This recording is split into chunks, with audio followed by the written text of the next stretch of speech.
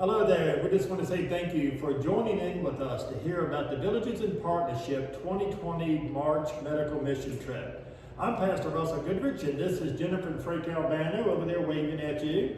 The three of us took this trip together in March, but we want to share the testimony of what we experienced while we were there, but we also want to share the bigger picture of what Villages in Partnership does every day of the year in Malawi on a scale that is very, very large in an area that's known as the Sakata region. We decided that the best way to help us with that is to show them their most recent videos. Frank, if you will.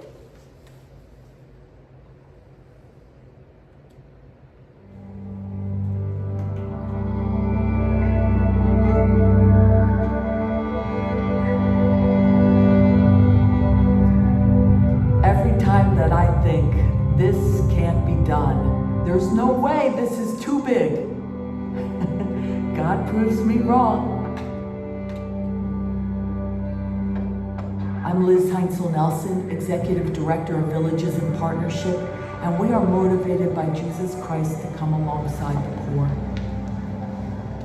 VIP is working in dozens of villages in rural Malawi, helping thousands of people lift themselves out of extreme poverty.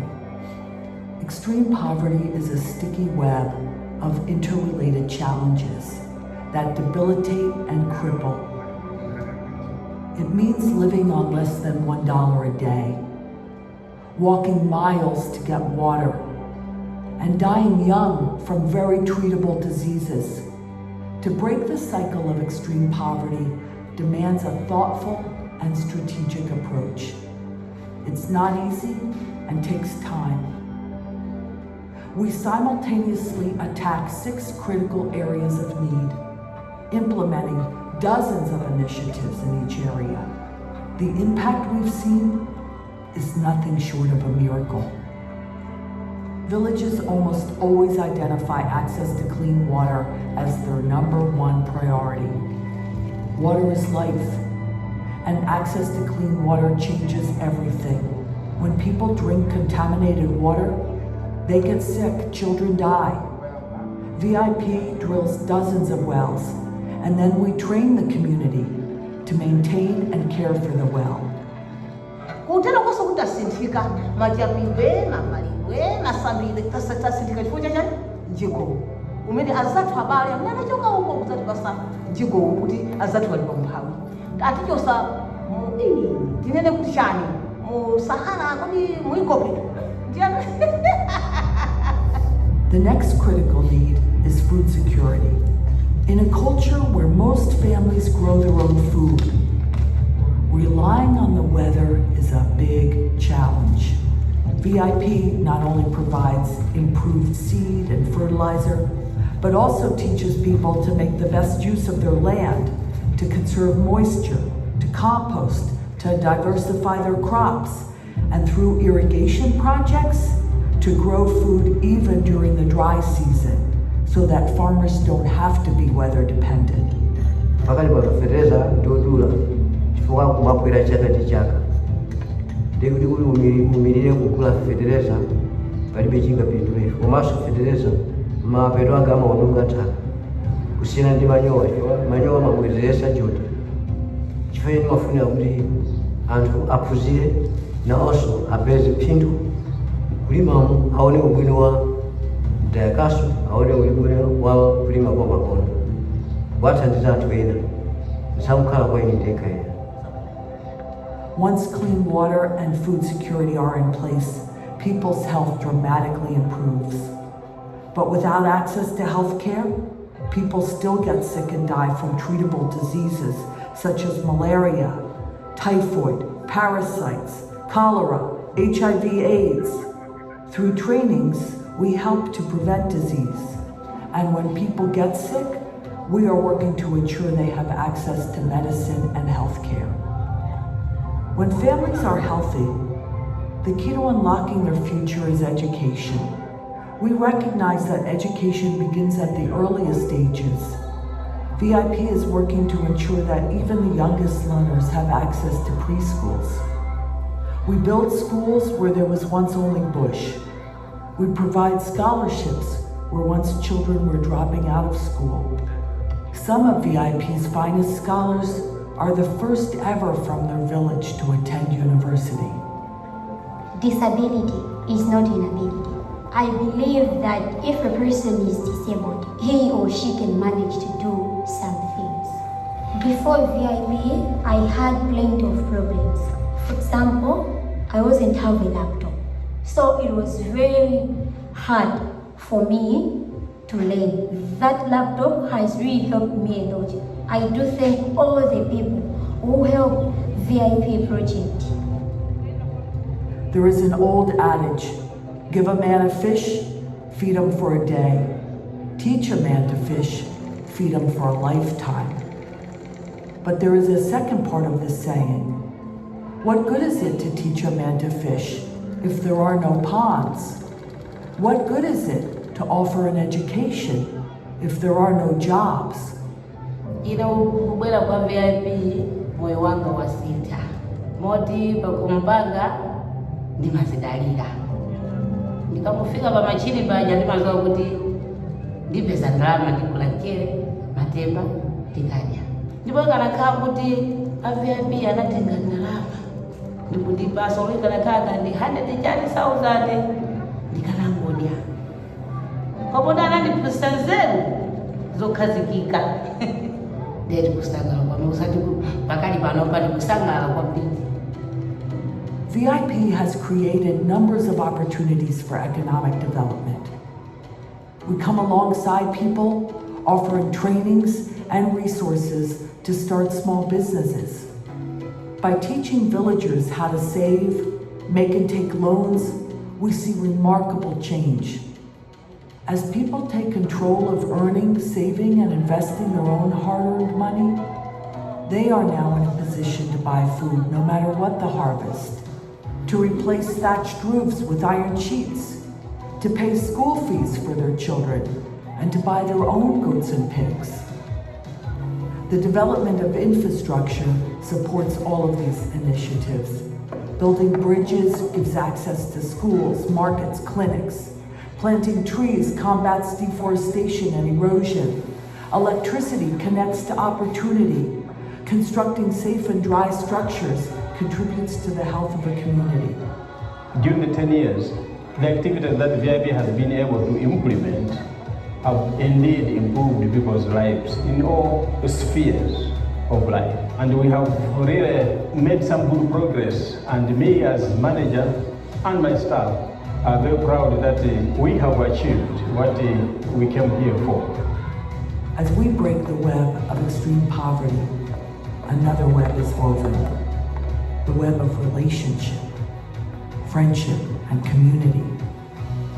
I've discovered the greatest gift of all is working together, side by side, discovering that all our lives are intricately connected and woven together. In this work, deep and fulfilling relationships weave us together as family, and we are all changed. We are becoming villages in partnership.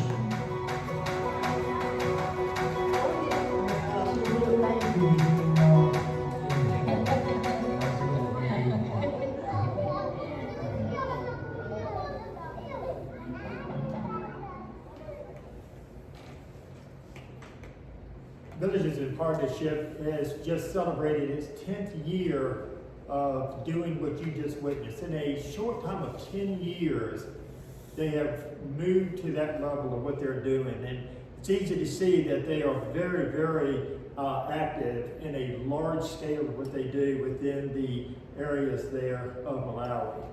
And tonight we want to share with you a part of what we got to experience there with the medical mission trip that happened in March of this year. And not only the medicals part, but we were exposed to a few other things while we were there for that stay. We left America and had a 24-hour flight one way. Now, I don't know if you've ever flown on a plane for 24 hours, but I need to tell you that's a long flight. People say on the other side of the world, this truly is on the other side. of the world. It was a long flight. We landed in Blantyre, and then we had to take a 2-hour ride by truck and vehicles out into what I would call the bush of Malawi. It's not the jungles, but it's the bush area where you literally drive out of running water. You drive out of electricity. It's very limited and isolated in the places that it's at. And so we really were in the land of these people, out in a place that just really was so needy in so many ways. We did arrive there, and after resting on Saturday, and we thank God that they gave us Saturday to catch our rest with. On Sunday morning, we got to go up and worship into one of the villages. And I went last year. This is my second year attending one of these medical trips, and I was asked last year would I like to preach, and I wasn't led to do that. And this year, I was led to want to bring the word, and so they gave me the privilege and the opportunity to be able to preach that Sunday in that church. I would like to tell you that we're talking 4 hours of worship, no instruments, no electricity, sitting on cement pylons, if you will, 4 hours of worship. I've never experienced anything like it. The presence of the Spirit of God, the love, the unity that's there. And that was a real highlight for me this year to be able to do that, and grateful that I was. And not only did I get the chance to preach, but Jennifer and Frank want to share a testimony with you about something that they were led to do this year. So every year we take gifts to various places, and we always take gifts to the church. But this year I just really felt called that the best gift we could give them was God's Word in Chichewa, which is their language.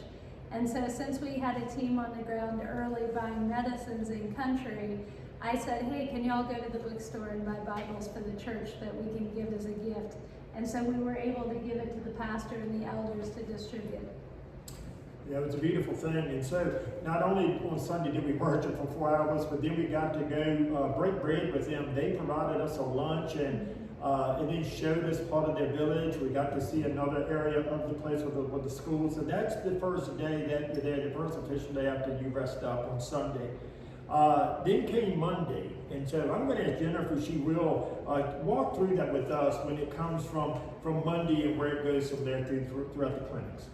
So Monday starts off clinic day, and it's really hard to describe clinic to someone who's never been. But we started with a map because basically Monday is a prep day, Tuesday, Wednesday, Thursday are clinic days. But I want to talk about clinic first, and we'll come back a little bit to Monday. We serve 26 villages with approximately 19,000 souls. We have 2 full-time clinics in this area, and they are open 7 days a week for OB and 5 days a week for general patients. And they're Naisi. Naisi's on the map, really, about here. Right, and then Makwapala. And so Naisi and Makwapala are the 2 clinics that are there full-time. And then we also have twice-a-week visits to Kalupe, is 1 day, Here. and then to Pahua the other day. And so there's a really important statistic I want to share with you. There's approximately 1 doctor for every 90,000 people in Malawi. And we have 2 clinics open in these 26 villages. And we have 2 doctors. And they were doctors that we identified in 2013, the team that I went with, as villagers that really, they had some medical training, but they knew the people, they knew what to do, and we sent them to medical school, and we asked for a 5-year commitment to stay, and they're still serving in the villages today, even though their 5 years is up.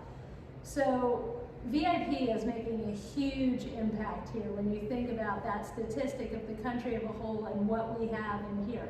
And we're currently working on building the 3rd clinic in the most remote village out there at Pahua. And the reason is you hear story after story about people who die in the night because they wake up and their child has a fever but they can't reach a clinic, or they wake up and their wife's in labor but they can't reach a clinic because it's so remote. And so The villagers donate the land, the villagers will build it, so we'll be putting them to work, and Villages in Partnership gives the money. And that's what makes it a partnership. Yes. So these clinics are up and running, but when we go, when the medical team goes, we actually set up clinics from scratch in buildings that are used for other things the rest of the year. And this process begins months in advance. What happens is we start meeting, we talk to the Malawians, what are the needs, what are you seeing medically? We're getting the American team on Zoom every month to try and prepare them for what they're gonna see, because there is no preparation, honestly, for what we're gonna do. And we do those meetings, and this year we had our biggest team ever. We employed over 100 Malawians every day, and obviously they're not all here. This was the medical team that met on Monday at the farm. And so we meet to form these bonds, to form these relationships, to get to know each other, to break into our clinic groups so that when we get there on Tuesday, we know what's going on. So a lot of the support staff, the community workers, the outreach people, the translators are not in this picture. But like I said, over 100 people were employed every single day that we were there working with us. Yes, Jennifer, I'd like to add too, because I don't know all of the different entities with this, but Villages in Partnership has developed a strong relationship with the medical community, all of that. So, Yes. aren't there other government officials involved in this training on Monday? On Monday, the district health officer Yes. and then his boss also came, and they just really kind of opened the clinic for us. They're always so happy that we come, and they're so supportive, and they're excited about the clinic we're building. They see the work VIP is doing there, and so they make an effort to come all the way, you know, a couple hours down to the farm for this meeting.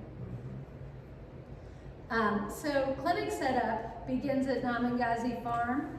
This is our home while we're there, and so this is where we live, and we do have electricity and we do have running water at Namangazi, but you always wear a headlamp because there are rolling brownouts in the country, and it undoubtedly will happen at night when you're trying to sort meds the night before clinic. And you know, it's important because we have to divide everything into 3 equal clinics that will be set up. The next morning, at 4:30 in the morning, there is a team that gets up, God bless them, I'm not part of that team. And they load the truck. Yeah. Support staff. Yeah. And they load the truck to go to the 3 clinics and to transform these 3 empty buildings into what will soon be clinic. And so they go and they deliver, because they have to get all this stuff unloaded. You see now it's bright daylight, so that they can come back to pick up all the workers in these vehicles. And so we all meet down on the road, and we have picking points, is what we call them in Malawi, and the people know they need to be there. And so as we're driving along the road, we get them. I like to add that this year I was actually riding in this truck you see me here, and right before we took off, one of the Malawian translators jumped into the truck as if we had room for anybody. He jumped in. We went down the main asphalt road, and you don't stay on that for more than a quarter of a mile, and then you're on rough terrain the rest of the way. We should have pointed out from clinic to clinic, some of these is an hour-and-a-half drive one way to get to that clinic. And this is on some of the roughest terrain, washed out roads that you can imagine. So on one of these particular days, as we went down one of those roads, we hit a bump, and the next thing I know, the translator was in my lap. We hit another bump, and it came out of my lap. We hit another bump, and he was back in my lap, and he just got comfortable and stayed there for the rest of the time. And that is what we call riding Malawi style. Yes. You do give up your right to comfort when you're in Malawi. So we pick everybody up and we head out to the clinics, and like Russell said, that's why we have to send the truck out at 4:30 in the morning, because otherwise we could not start clinic by 8.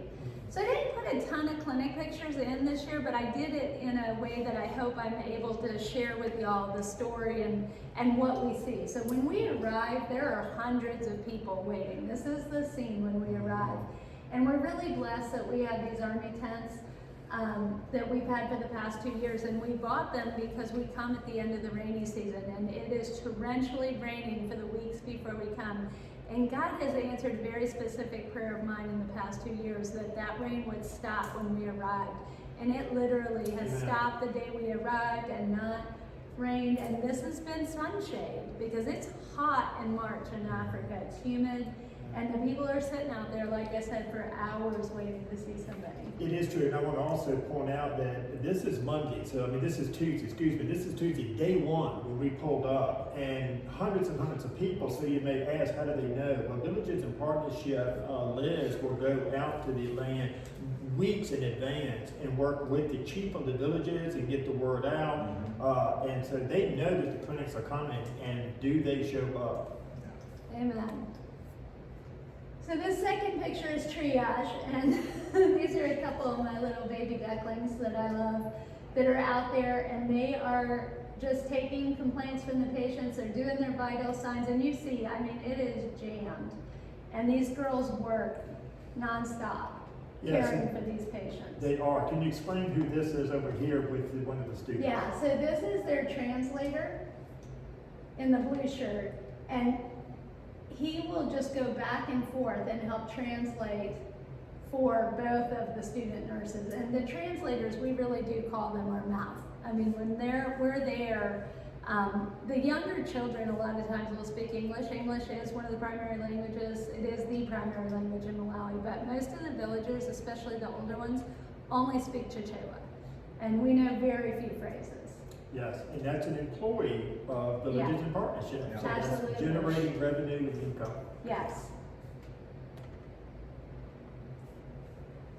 This next picture, I just wanted to say, so every provider has a Malawian provider with them. So you can kind of see my bandana in the corner there. But I really wanted to focus on Fred because Fred is one of the doctors that we sent to school in 2013. And Fred has been my partner since 2013. And the very first year that I was there, I literally got out of the truck and there were 4 villagers bringing him in who was seizing. And Lucy said, "Bye, Jynn, I'll see you later." And she pulled off and I was like, I'm in charge of this clinic. And I was a student nurse practitioner and not graduated yet. And Fred was the one who came up and he knew the man's history and he knew that it was meningitis. And we were able to save that man's life really because of Fred and his knowledge of the villages and his knowledge of the people. And that man still today, when we see him, he sells Tenjis in the village. So I still see him to this day and it's just a blessing. So the people we work with, so important. It's so important, and it's what Liz was saying in the video. It's about relationship, building community, and getting to know these people. Yes. So from seeing a provider, which you can see there's no HIPAA, here I am seeing a couple of children who brought themselves. I mean, these kids bring themselves to clinic. They don't have to have a parent with them. Maybe their parent's tending the field and they come in for something. And these were 2 pretty healthy children, quite frankly, but we had a good time. But the most important thing I do with people is on the next slide, which is praying with them. And you know, because we have 100 employees, because we have the students, because we have all the support staff, I have the time to pray with every single patient I see. And they all want prayer. They want prayer more than anything else. Yeah. When you spoke of the children, some come on their own. Can you give the stats of orphans? Yeah, there's approximately, is it 14 million? 18 million orphans in Malawi. And so there's tons of child-led households. And we have met many over the years, just heartbreaking stories. And I'm sure you'll have a testimony to share later that is similar to that. Yeah. But yeah, lots and lots. There is a lot, and you don't know. I mean, that child could come up to you and you'll think the parent is around, and so many of them do not have parents. Yeah.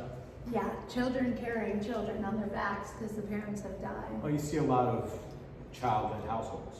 Yes. Yes. Where the older sibling, anywhere. We saw one last year who took charge of his family at the age of 9 when his parents died. He had 3 younger siblings. And when we saw him last year, he was 18 years old and leading it for 9 years. And it's a difficult thing to see.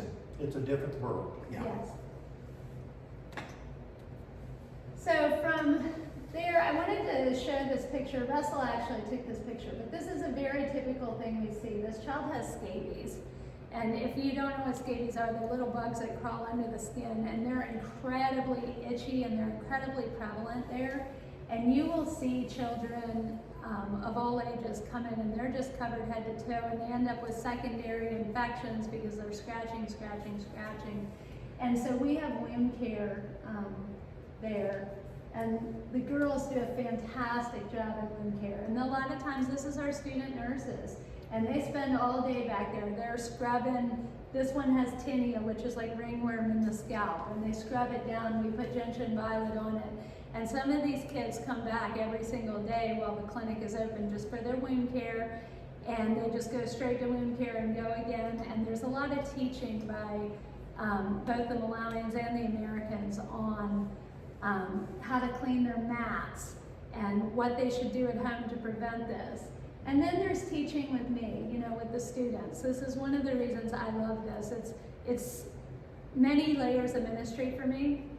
And one of them is just the work I do with the students. They'll call me from seeing somebody and go, hey, can you come look at this wound? Or can you come look at, you know, maybe it's a provider, nurse practitioner student who's seeing something she's never seen in America.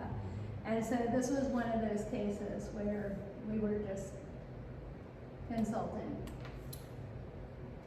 Dentistry has come so far. So the very first year in 2014 that we had a dentist, it was Scott Gradwell, and he went and he and his wife, who is a nurse who assists him, Eileen Gradwell, they were literally pulling chairs in a resin lawn chair, like you would have on your front porch, and they were just pulling teeth. I said they were pulling chairs, didn't I? They were pulling teeth in this chair. This is live. And that was all they could do, you know. And he went back home and he was just burdened. And they sent a guy to school who is now Titus as a dentist. And also he talked to some of his friends who were like, hey, I don't really want to go to Africa, but I'm willing to send some money. And so they sent some money for those chairs that you see. No, go back, honey, I'm sorry.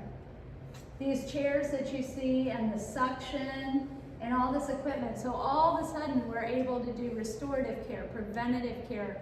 And because it's at the maize mill where VIP put a little bit of electricity for the maize mill for infrastructure, they're able to have this suction set up. They're able to do this.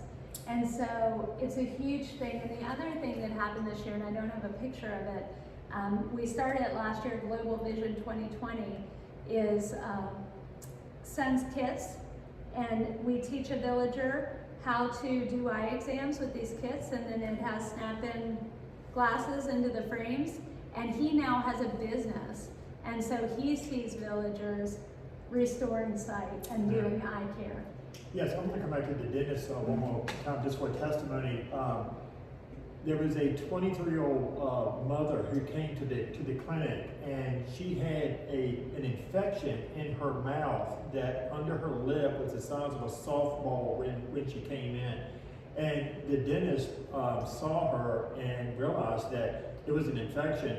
He literally did surgery on her right there in that chair, and went down to the local market, got a surgical blade and brought it back and removed the tumor that was in her jawbone, and then sewed her back up, and she left a different woman. It's amazing. It's just amazing. Yeah. Yes. Okay,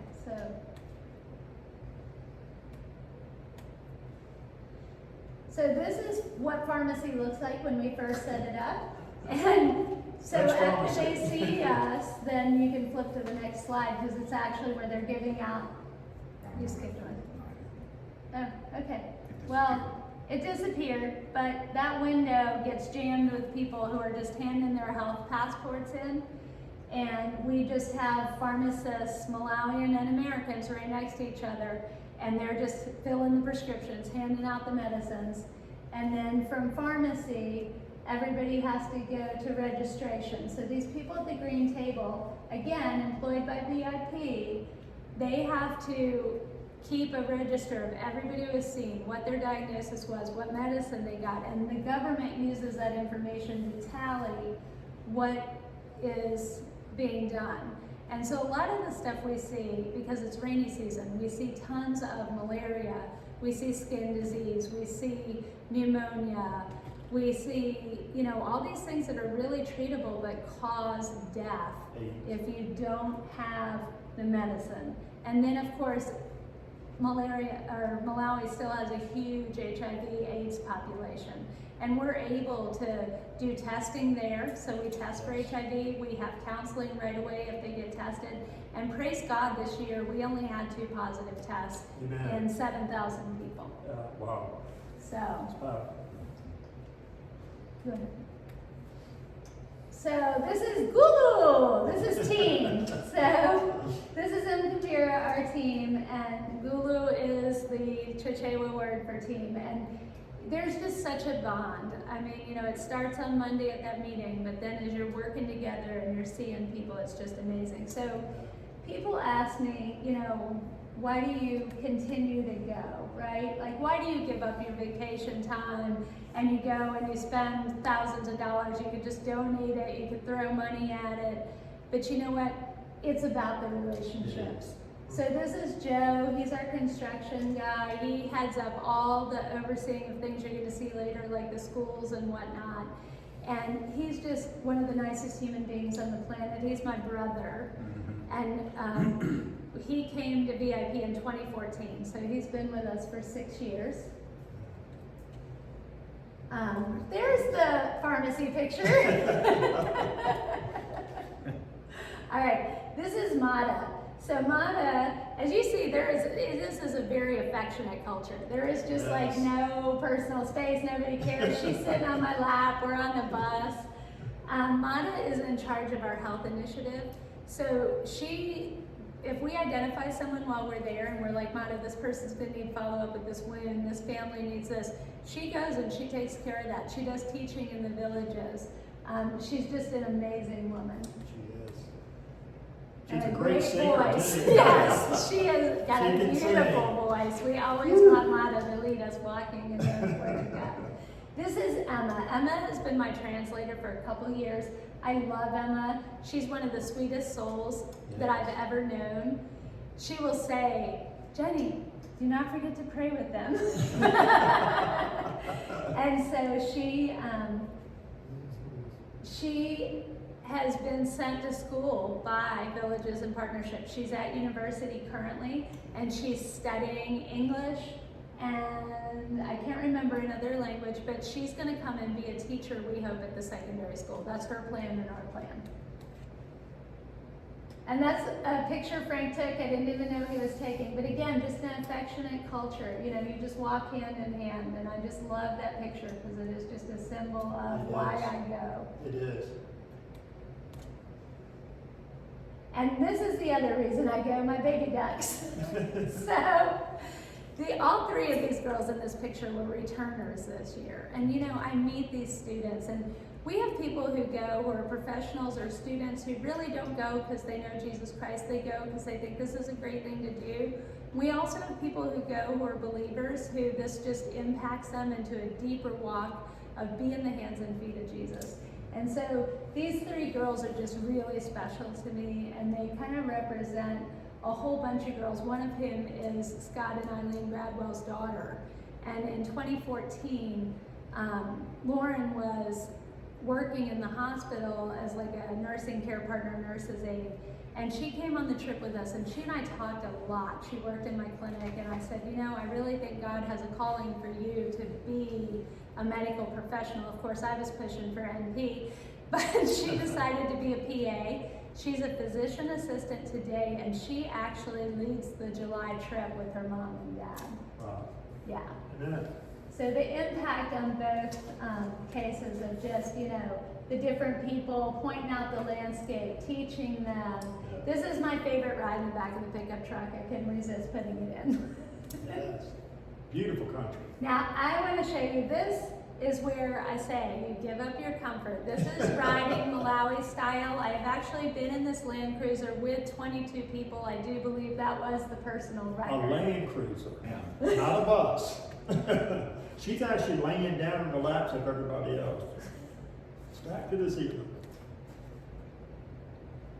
Okay, so we want to give an opportunity to talk about maybe a personal testimony that came out of clinic. And I am a roadie, if you will. I'm just a servant, so I'm moving around constantly doing anything, filling in gaps, moving things, passing information around, but I'm also taking pictures. And this happened on day one. This was Tuesday morning. We hadn't been at the clinic more than 30 minutes, and I had been asked to go from the pharmacy over to the providers and to run in there with some information and then get that information back over to the pharmacy. And I did that, and I ran over and took care of that information, brought the information back, and when I came in, I carried my camera with me the whole time I'm there. And when I came back into the pharmacy, in this particular clinic, pharmacy was here and wound care was here. So you're in the same room and you're not really separated. You have a little curtain that's set up between you, and there's nothing but this mat laying on that concrete floor. That's wound care. And so when I came in, I heard this horrible screaming and crying, and instantly I looked over to my left, and it was this young boy. And he was in his mother's arms. He was completely limp. He couldn't move, and his head was down as well, and just screaming the cry of death. And it overwhelmed me. I was shocked. I had chill bumps going all over my body in that second, and I thought, what in the world? And I heard them ask for an IV. The clinician took out a IV bottle, and the IV bottle was larger than what they needed. And so they said, well, we'll give half of it. They put the needle in his arm, the IV. They laid him on this mat, and they hung his bottle just on the cinder block window there. They tied it with one of those straps that y'all use to hold off him. Just tied it on that window. And I had to keep working, so I was gone. I was running around again. But before I left, I asked, before I went out, I said, what in the world is wrong with him? And they said he has malaria. He has a death-defying temperature. He was like 105 or 105, 106, super high fever. He was totally limp. He had no more energy left in him. He couldn't move. He lost all muscle control. And I had to leave to keep busy. I came back 2.5 hours later. Of course, I was in and out, but 2.5 hours later, I made it a point to go look again, and here he was. He was perfectly calm. He was still, and I asked somebody, how is he doing? And they said, he's doing great. He's going to come out of this.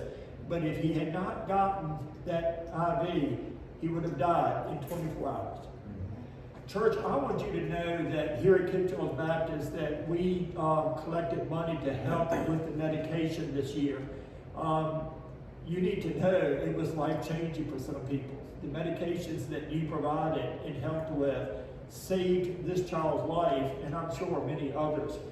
The little infant we saw with the scabies, the one who was being washed down, all the medications that are given after they're seen, you played a very, very significant part in that this year. And we want to say thank you. And as your pastor, I really want to say thank you. Absolutely. Yeah.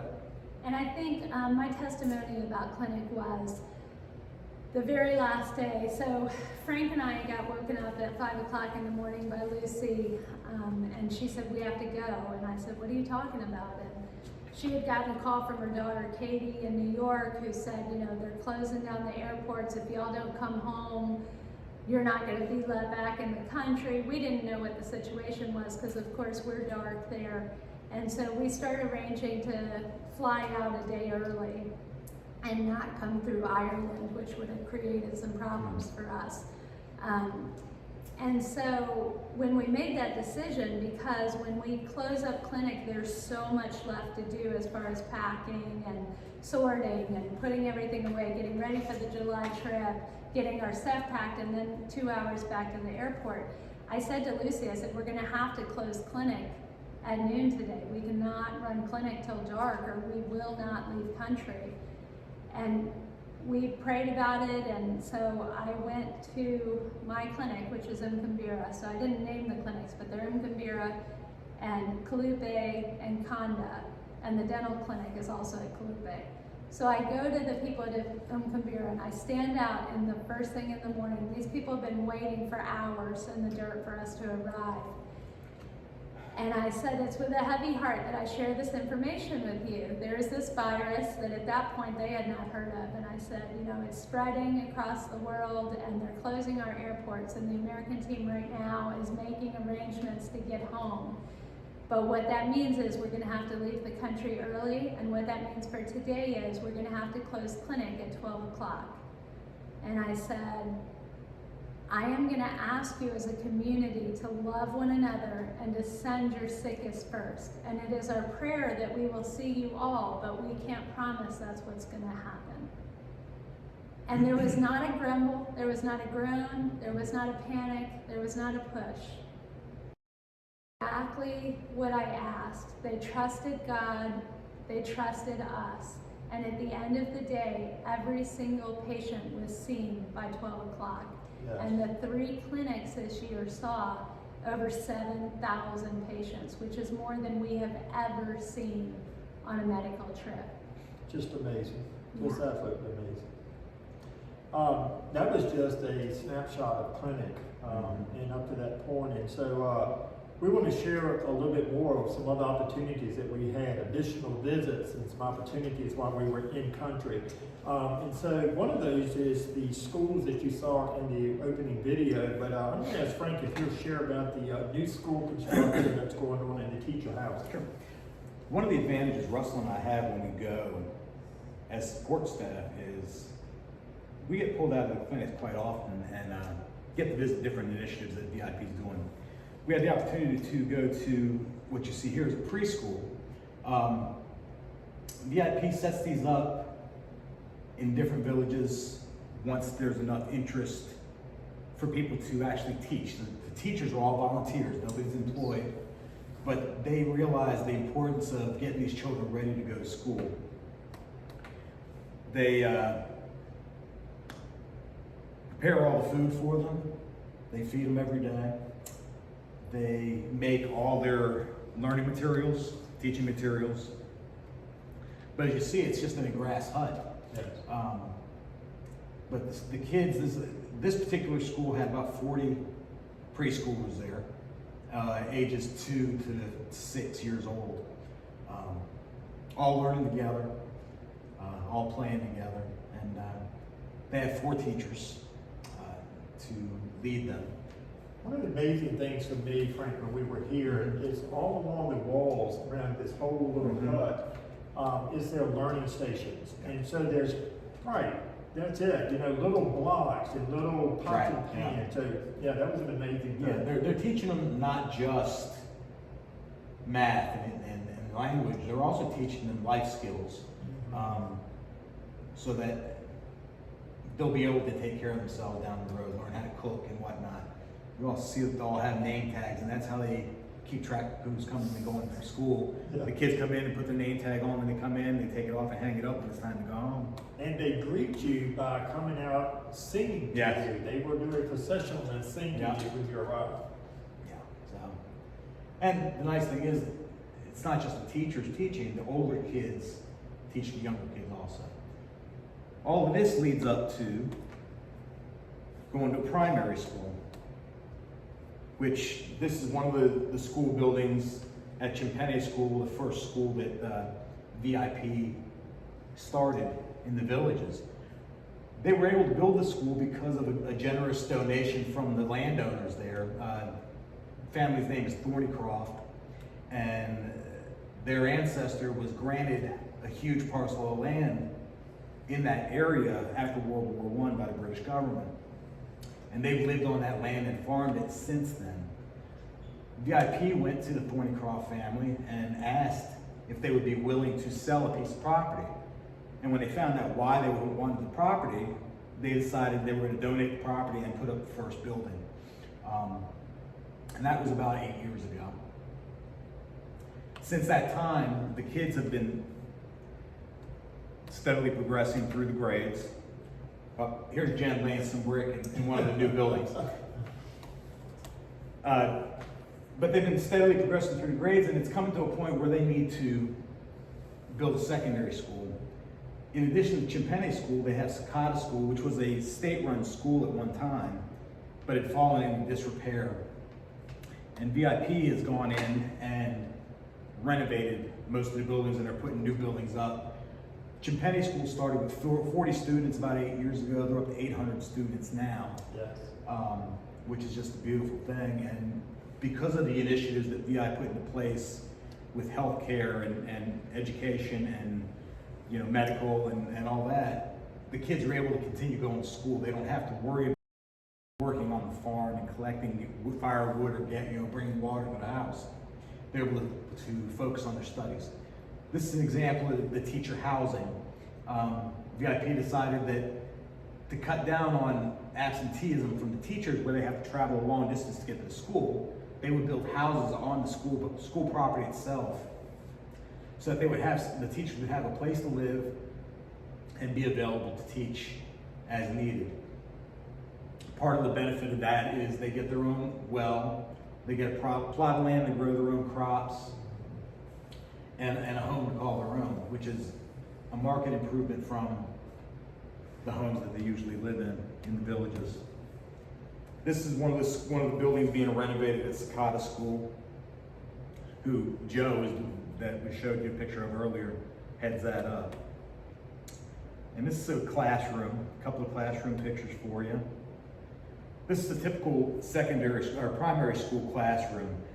They average 60 to 80 students with 1 to 2 teachers per class. But Jen and I noticed when we go, the students are very well behaved.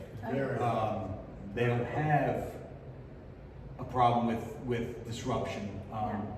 The kids want to be there. Their parents pay for them to be there. School is not free.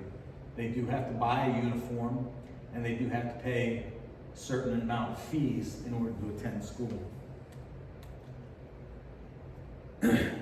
Just an empty classroom here, but I want you to notice something up here on the side.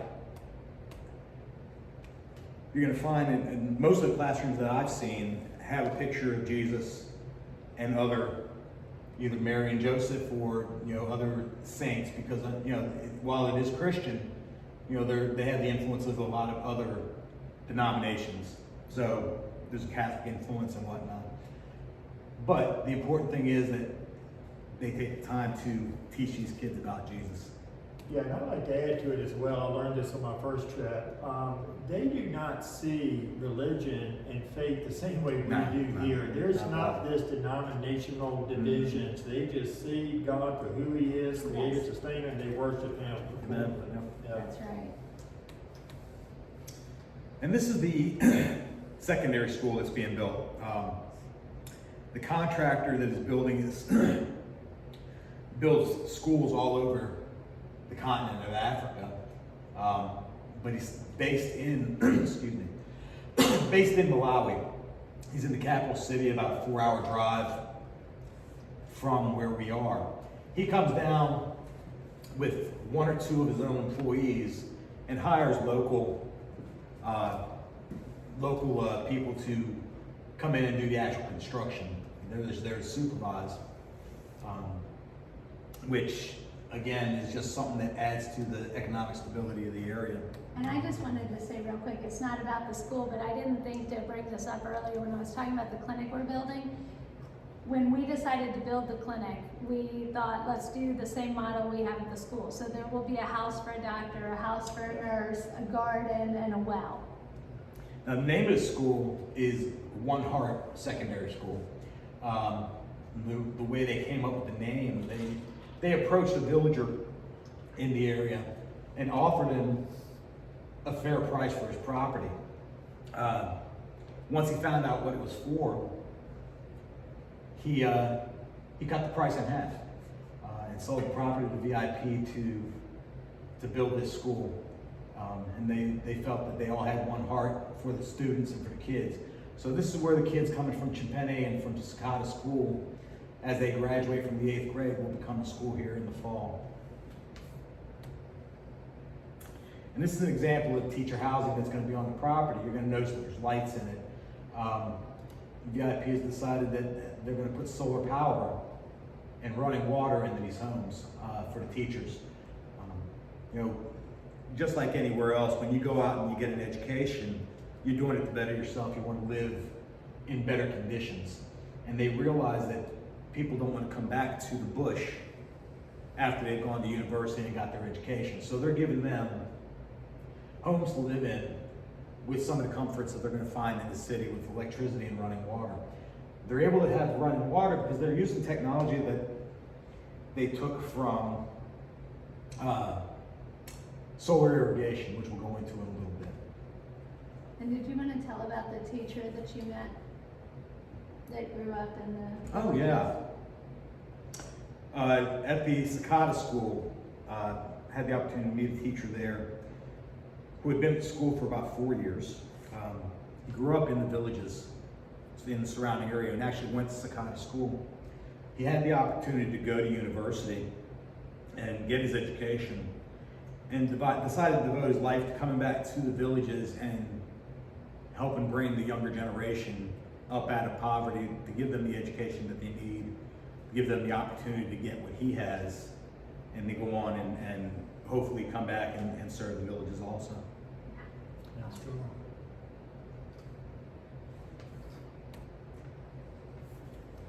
So another thing that we felt led this year to do at Kicked-Off Baptist Church, and we hope it inspires some of you out there that may watch this video, is that they do see education as one of those 6 areas that's very, very strongly needed, and we understand that as well in our own country and in our lives. And I like to point out that when you see the building of these schools, that is coming out of the initiative and the heart of Villages in Partnership. It's not someone else that they're coming in to be a part of. They are the driving force behind that, and others see the benefit. Governments can come in and they're a part of it now. Strong relationships.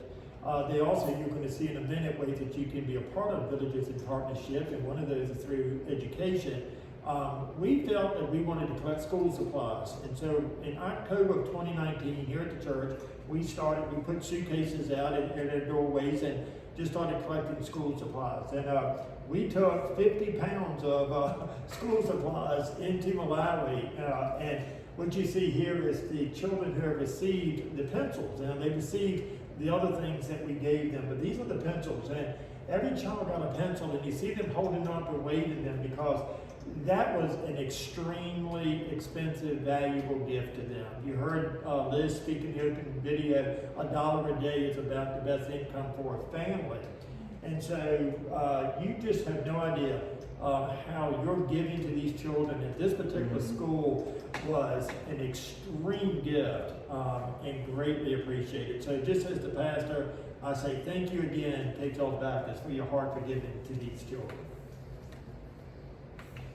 All right, here we have a picture of the solar irrigation that I was talking about. This was brought in 3 years ago. It's a solar panel up here and some storage tanks, and there's a pump house underneath. The solar panel is operating the pump, which fills the storage tanks, and then you have it gravity fed out to the plots of land. This particular site takes care of 12 farms. And when I say farm, they're anywhere from an acre to 5 acres. But it's 12 families that it's benefiting. And what this is doing, like Liz said in the video, it allows them to farm even in the dry season. So it increases their food production with them being sustenance farmers. They don't grow it, they don't eat. But with this technology, they're putting it on the site of the school also to give the teachers and the classrooms running water, which is just going to help with the sanitation, hygiene. It's going to help with the cooking because they cook their own food on site at the school. So. Yeah, I like to add into this. This was one of my wow moments this year. When I was told what this was about and what was going on, I just know there again, some of these people walked 5 miles and not longer one way just to get a bucket of water to take back, and that would be their water supply for the day.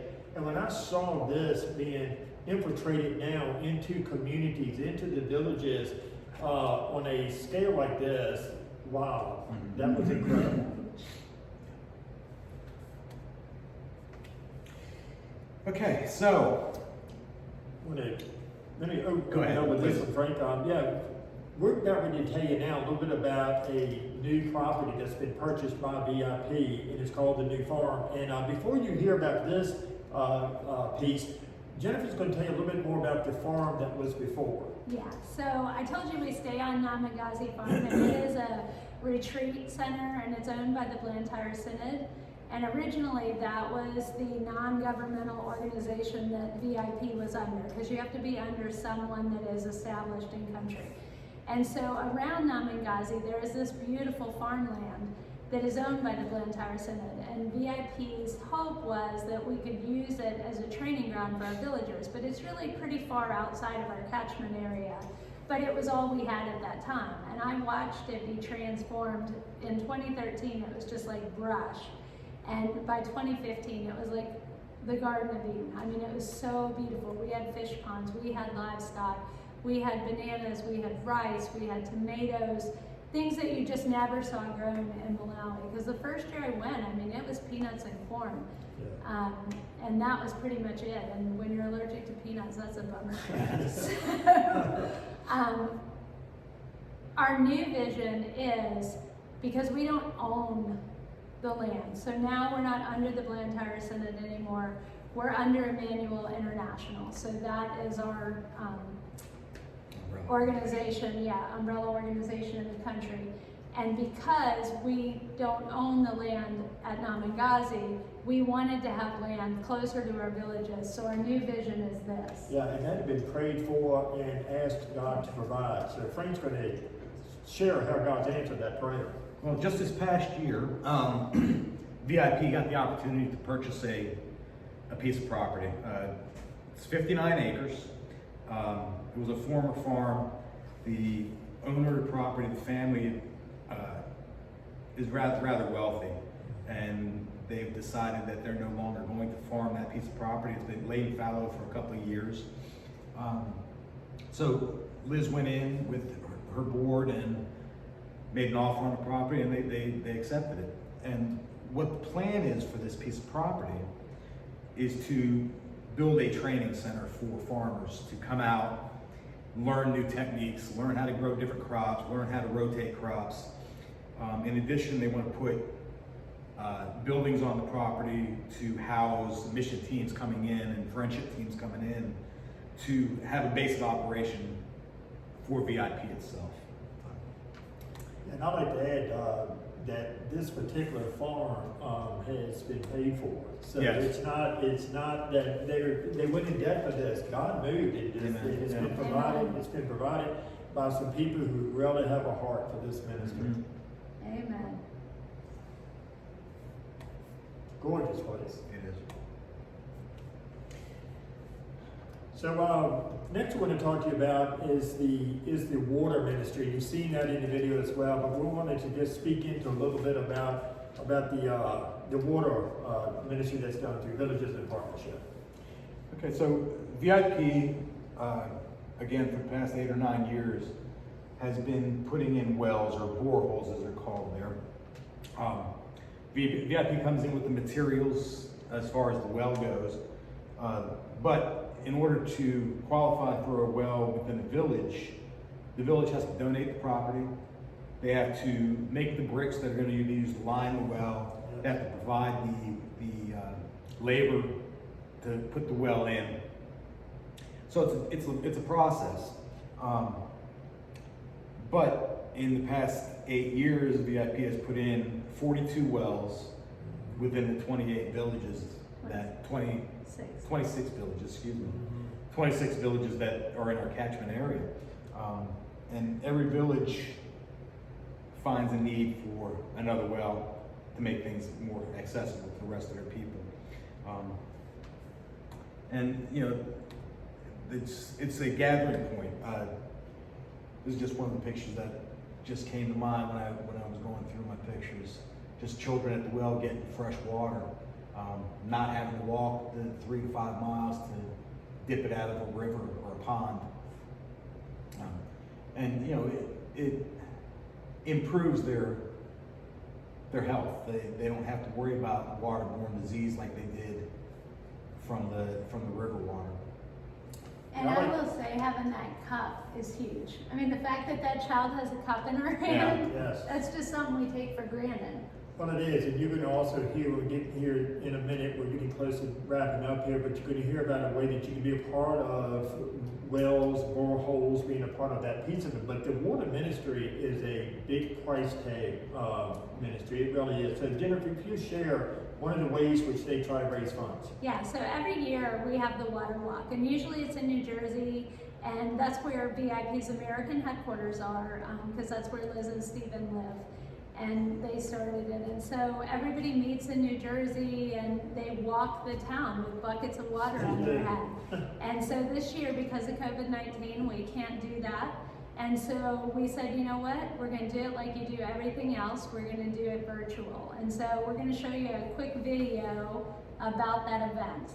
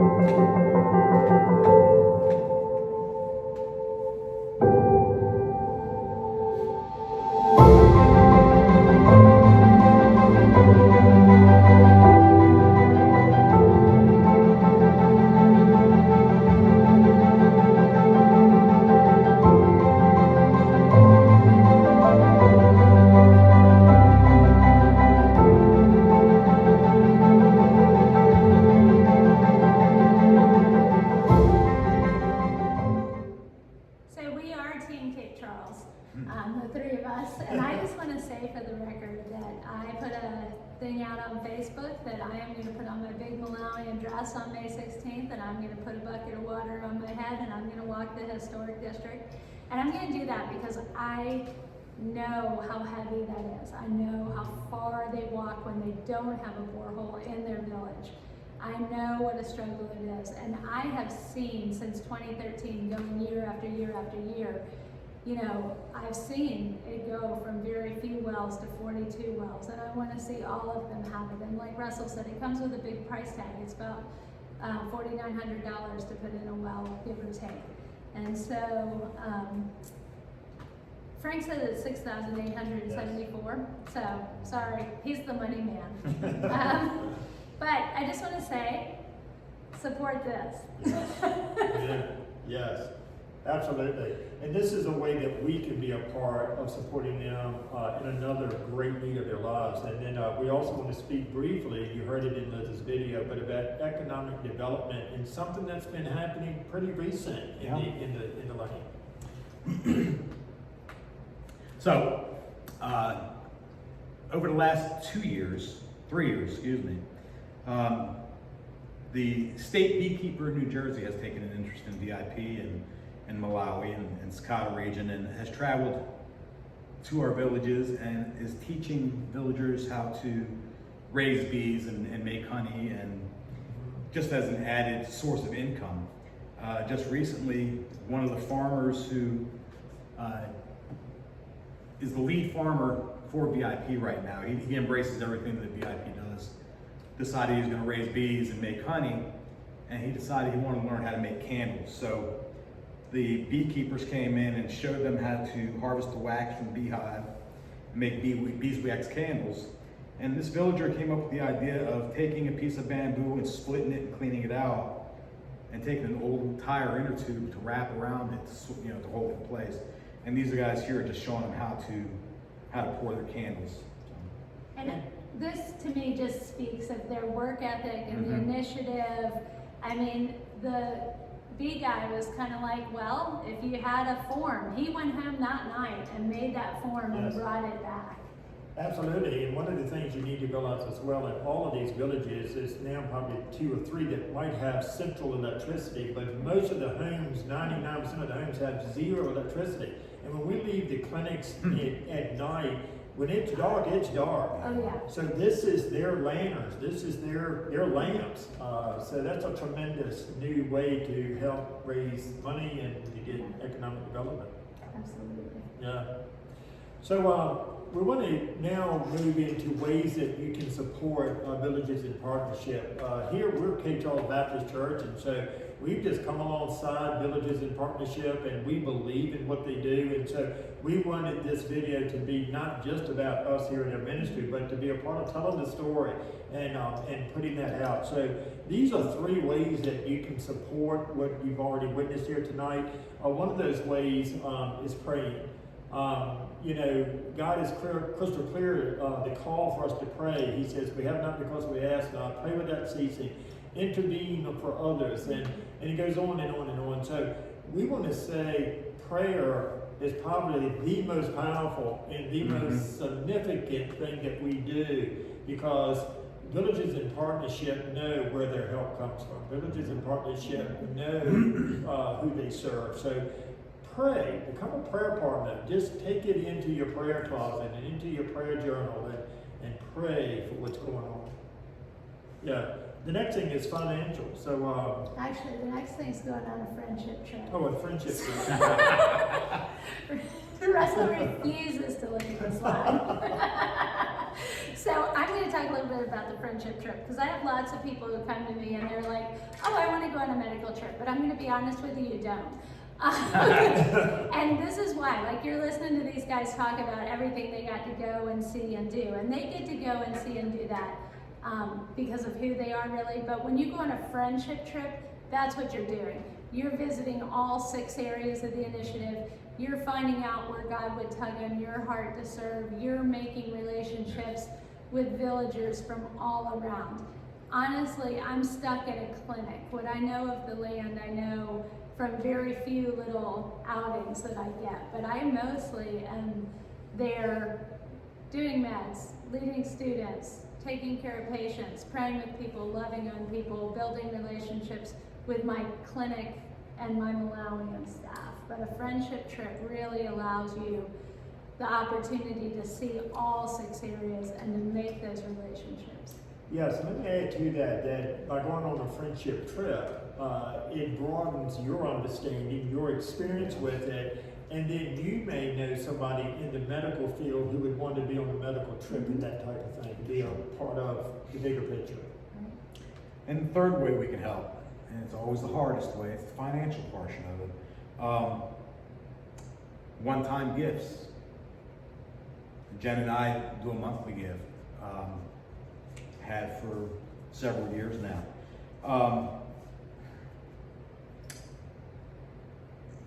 Going on this trip, you can see the impact a few dollars has. A dollar does go a long way in Malawi. And I'm going to show you some ways here that... Can I offer a scripture? Go ahead. I just want to share a scripture that comes to my heart when I think about financially giving. And it's from 1 John 3:16 and 17. And basically it just says, Jesus laid down our lives for his life for us, and we ought to lay down our lives for the brethren. And if someone sees his brother or sister in need and doesn't help, how does the love of God abide in him? And I think about in America, just the things we take for granted. And I think about, we don't hesitate to go spend $5 on a latte. Well, $10 a month is a life-changing gift for people. Yes, indeed. So here's just a few ways that we can help. I mean, a $29 gift can purchase a uniform and testing fees for a student for a year. A year.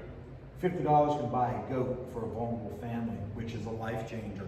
Yes. $84 can buy a school desk. $141 will send a student to high school for a year. $1,250 will build a new preschool building to get these kids started in education.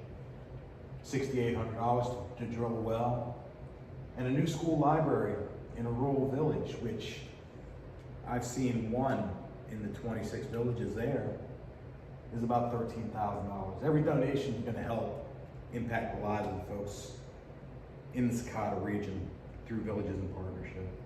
And there's the website you can go to, www.villagesinpartnership.org.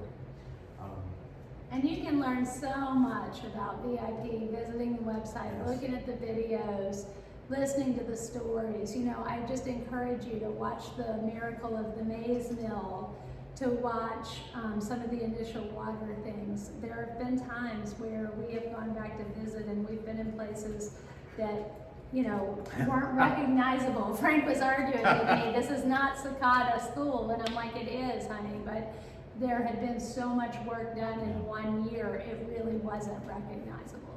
Yes, absolutely. And you know, some of these larger price tags that you see here, maybe you would want to say, I'm going to get a team effort together. I'm going to figure out a way to tell the story and put a goal out there, and you know, I'm going to get 20 people together. We are going to put a well in, or we're going to build one of those school libraries and that type of thing. So for any individual, there are some of you out there who could take care of all of that if you wanted.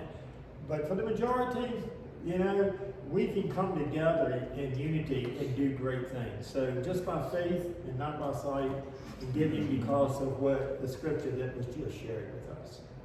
We want to say thank y'all so much for being with us throughout this long video. We know it's long, but at the same time, you have to realize we just crammed in about 9 days of 24-hour ministry, and it was incredible.